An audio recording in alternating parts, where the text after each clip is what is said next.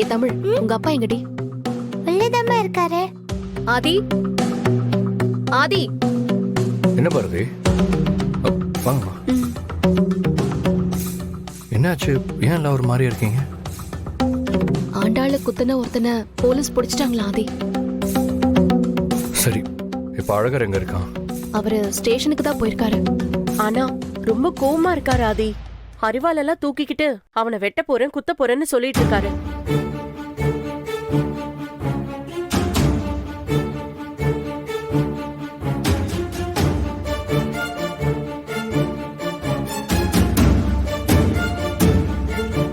மா வாங்க, உட்காருங்க. பாட்டி உட்காருங்க. உட்காருங்க பாட்டி. உட்காருங்க. மா போய் வாங்க. உட்காருங்கம்மா.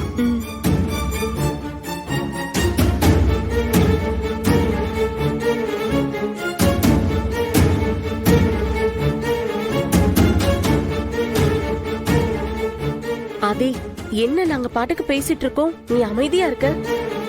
எப்படிம்மா கோவம் இல்லாம இருக்கும்? அழகருக்கு ஆண்டாள் தானே உலகமே. எனக்கே கோவத்துல ரத்தம் கொதிச்சிட்டு இருக்கு.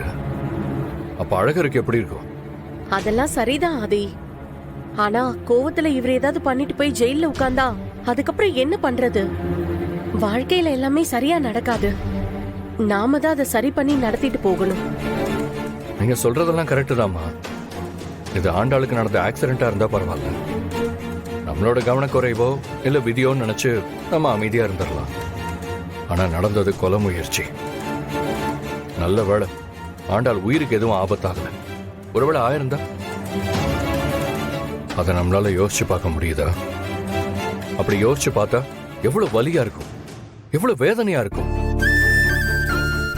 நமக்கே இப்படி இருந்தா அழகருக்கு எப்படிமா இருக்கும்? நீங்க சொல்றதெல்லாம் சரிதான். ஆனா அதுக்காக அவங்க கத்தி எடுத்தா பதிலுக்கு நாமளும் கத்தி எடுக்க கூடாதுல்ல. அவங்கள தண்டிக்கிறதுக்கு சட்டம் இருக்கு.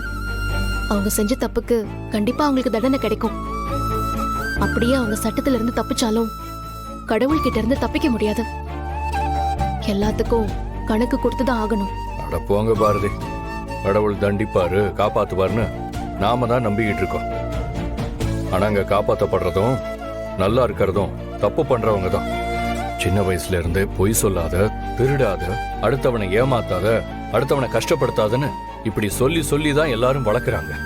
ஆனா அதெல்லாம் ஃபாலோ பண்றவன் நல்லா இருக்கிறதே இல்ல. இந்த பாவத்தெல்லாம் பண்றான் பாருங்க, அவன் தான் நிம்மதியா சந்தோஷமா இருக்கான். இந்த உலகத்துல நல்லவனுக்கு கிடைக்க வேண்டிய எல்லாமே கெட்டவனுக்கு தான் கிடைக்குது.